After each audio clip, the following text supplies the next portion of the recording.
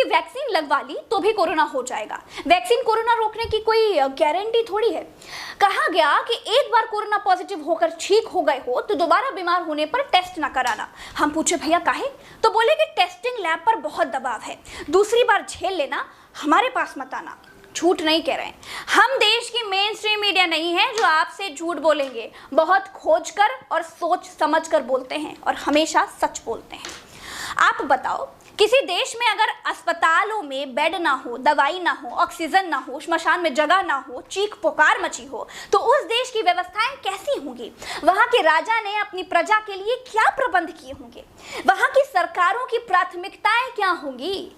जिस देश का मीडिया रोज ये बताए कि पाकिस्तान भूखों मर रहा है, जिस देश का मीडिया ये बताए कि पाकिस्तान के प्रधानमंत्री और उनकी बेगम की पोल कपोल कहानियां ये हैं, ये सुनिए। जिस देश का मीडिया आपको ये बताए कि पाकिस्तान दाने दाने को मोहताज है, कर्ज चुकाने का पैसा तक नहीं है भैया। जिस देश का मीडिया पाकिस्तान के टिकटॉक वीडियोस पर आधे आधे घंटे के शो प्लान कर डाले, अपने देश के बारे में, अपने देश की नाकाम सरकारों के बारे में जो लोगों को ना बताए, उसे छिपाए, उस देश की मीडिया को क्या कहेंगे? कोई बिका हुआ कहता है, कोई दलाल कहता है। कई बार तो मुझे भी ट्रोल होना पड़ा, बहुत बुरा लगता है। लेकिन जब देश की मीडिया ने बबूल का पेड़ उगाया तो फिर फूल कहां से होगा? जब मंदिर मस्जिद ही मांगे तो अस्पताल कहां से उग जाएंगे?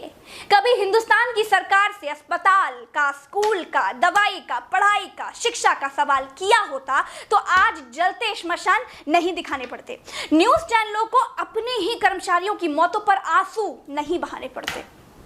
दोस्तों, मैं अपनी ही बात करती हूँ। मैंने जब पत्रकारिता की पढ़ाई की उस दरमियान, और मैंने जब नौकरी करनी शुरू की उस दरमियान तक भारत का सबसे बड़ा इशू अयोध्या के मंदिर मस्जिद के तौर पर ही देखा जा रहा था। पत्रकारिता की स्टूडेंट और फिर नौकरी के दरमियान मैंने इससे बड़ा इशू हिंदुस्तान में देखा ही नहीं। जब आप चाहते ही मंदिर मस्जिद थे तो आपको कौन सी सरकार अस्पताल देने आती?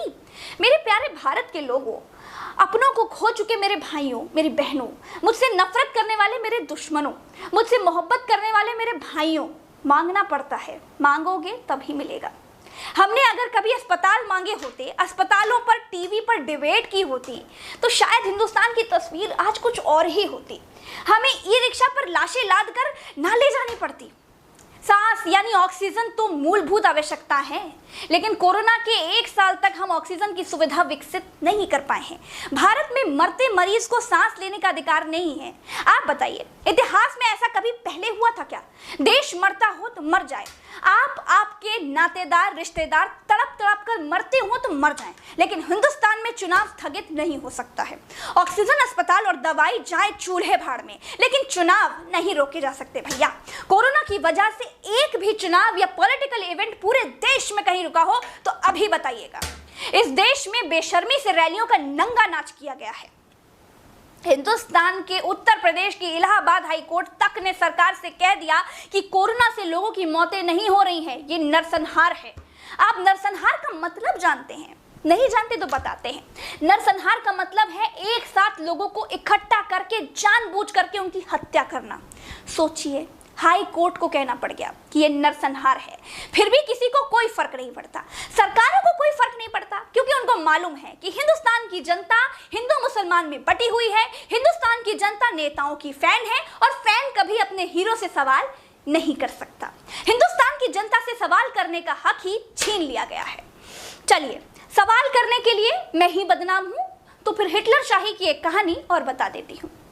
उत्तर प्रदेश की बीजेपी सरकार का मामला है। उत्तर प्रदेश वही जगह है जहां मेरा घर है।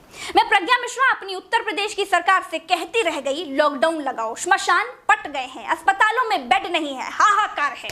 कुछ लोग लॉकडाउन लगवाने के लिए कोर्ट तक पहुंच गए। हमारे हाई कोर्ट तक ने कह दिया कि बीजेपी सरकार तुरंत लॉकडाउन लगाए। यूपी की बीजेपी सरकार ने कहा कि माई बाप, लॉकडाउन लगा दिया तो गरीब आदमी भूखों मर जाएगा, डोंट वरी, हमारी सरकार सब संभाल लेगी, एवरीथिंग चंगा सी। सरकार के पास इतना समय था कि सुप्रीम कोर्ट से लॉकडाउन रुकवाने का स्टे ऑर्डर ले आई। अब लगभग 10 दिन बाद अब क्या हुआ? अब क्यों लगा दिया लॉकडाउन? अब यूपी को नहीं संभाल पाओगे क्या? सैकड़ों लोगों की जिंदगियां बर्बाद करके अब क्यों लगा दिया लॉकडाउन? हिटलरशाही है, बिल्कुल कोर्ट कहे, सुप्रीम कोर्ट कहे, किसी को कोई फर्क ही नहीं पड़ता। ये जब चाहेंगे रैलियां करेंगे, जब चाहेंगे लॉकडाउन लगाएंगे, जब चाहेंगे हटाएंगे, जब चाहेंगे लोगों की जिंदगी से खेलेंगे। मैं पूछती हूं कि आप लोग तो गरीबों की रोजी रोटी बचा रहे थे, अब क्यों लगा दिया लॉकडाउन? या फिर बुद्धिहीन लोगों के सहारे सरकार चल रही है? मुझे पूछने का अधिकार है, मुझे पूछने का हक है और मैं पूछूंगी। देश का मीडिया मौन रहे, मौतों का तांडव देखता रहे तो देखता रहे। मैं एक बात बिल्कुल क्लियर कहती हूं कि जब देश की जनता धर्म की अफीम चाटकर अंधभक्ति के नशे में झूमेगी, तब कोरोना से ज्यादा सरकारें जान लेगी। चलती हूं। राम राम, दुआ सलाम।